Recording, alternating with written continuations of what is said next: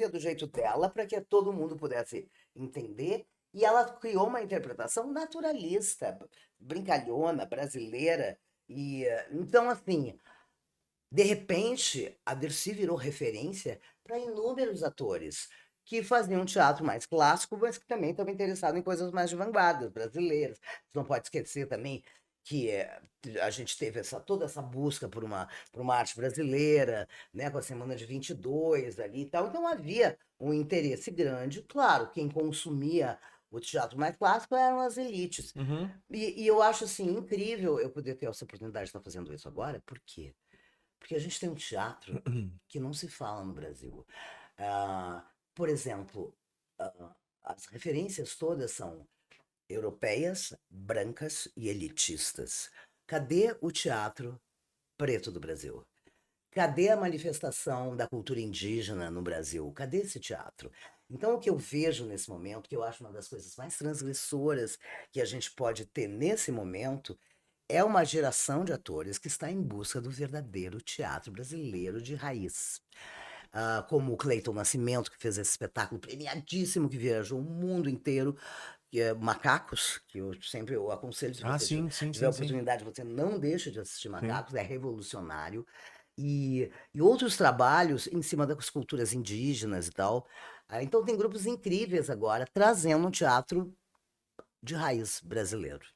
Uma coisa muito legal que tu falou em algumas entrevistas é que tu tá numa situação onde tu pode curtir, vibrar e levantar a mão pra cima, porque os indígenas, negros, gays, travestis, eles não dependem mais da tua voz ou de uma outra pessoa que venha cá que eu vou fazer por ti.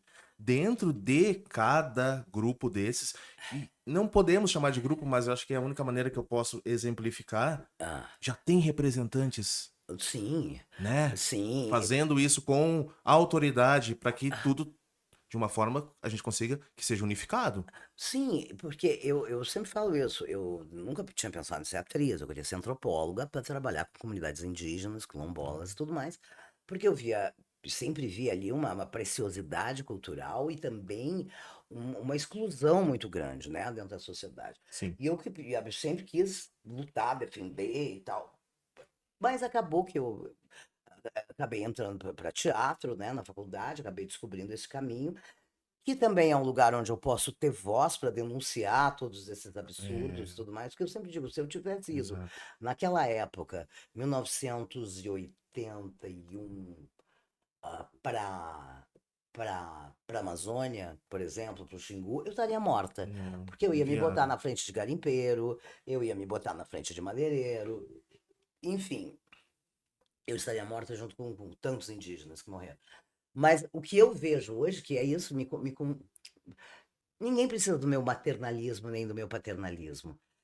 Foram dados meios para que os indígenas conseguiram foram se colocando, foram ah, ah, ganhando e lutando pelas suas comunidades, ganhando espaço, chegando às universidades e aos estudos mais aprofundados da nossa sociedade ocidental, né? E para entender onde estão inseridos, e hoje ninguém mais é trouxa, sabe? Ninguém mais é ingênuo, aquela ingenuidade. Eles foram buscar um conhecimento para se defender. E a gente tem advogados, a gente tem pessoas extraordinárias nas suas representações. E eu sou uma ah, observadora, eu estou aqui para aprender, porque por mais que eu tenha empatia e tenha a identificação, é o que diz, não adianta ah, tu ser contra o racismo, tu tem que ser não racista, né?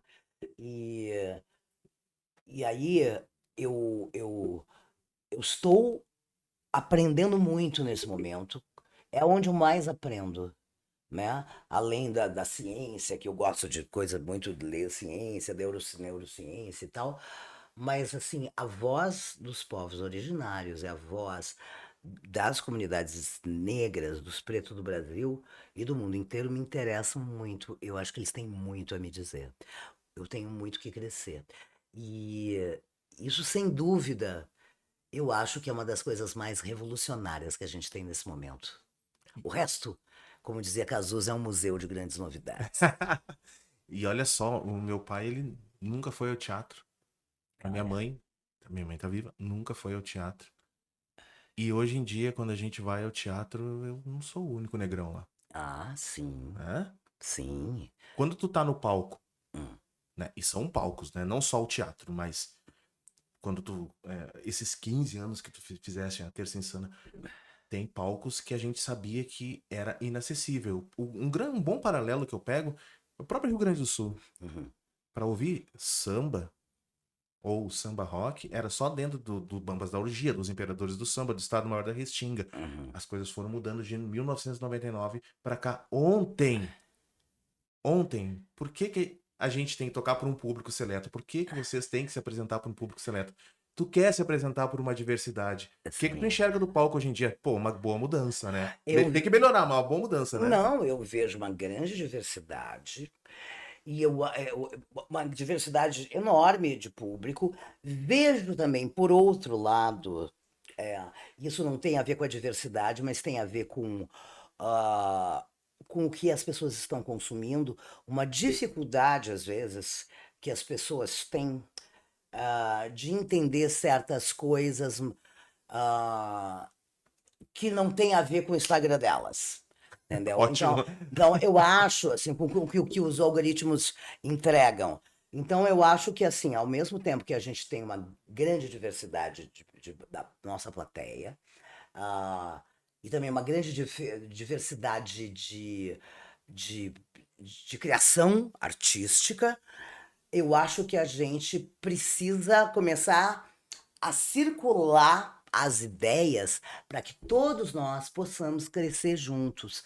Porque se tem uma coisa que tu percebe nas comunidades indígenas, por exemplo, é que o conhecimento não é uma moeda de venda. O conhecimento tem que ser comum àquela comunidade inteira. Todos precisam dividir e ter o mesmo conhecimento para crescerem como grupo. Sabe? Porque se eu sei uma coisa que tu não sabe, então te vendo isso e tu não sabe, então tu fica doente, eu não vou te dar o. Então, assim, se tu quer crescer como grupo, esse conhecimento precisa se expandir. E eu acho que é isso. As plateias precisam estar diversas. Dentro, os espetáculos têm que falar dos mais diversos temas para que a gente possa, como sociedade brasileira, amadurecer, ganhar conhecimento, e assim, isso em termos de educação, em termos de tudo. É preciso que a gente cresça juntos para deixarmos de ser vítimas, reféns, sabe? Então, assim, eu vejo a coisa crescendo, mas eu ainda acho que tem, temos muito a ser feito, né? Temos muito a ser feito. E eu tenho me interessado muito, por exemplo, aqui em São Paulo, a gente tem grupos muito interessantes de teatro, teatro alternativo, que essas coisas me interessam demais, sabe? Eu vejo coisas muito legais, questionamentos interessantes. Eu agora fui ver um espetáculo da Mundana Companhia que chama Necrosapiens, que é uma discussão incrível, impressionante, sobre esses grupos, os pequenos grupos e a maneira como eu quero ser denominado, como é que é a defesa disso, a defesa daquilo, é muito interessante. Então, assim, eu acho que a arte ainda é, e o palco ainda é um reduto, um dos últimos redutos de discussão política social, não estou falando É, política verdade. partidária, mas eu acho bacana, as plateias estão mais diversas, de Sim. fato. Agora, por quê? Porque está todo mundo numa luta para conquistar o seu espaço, né? E então eu vejo, por exemplo, eh,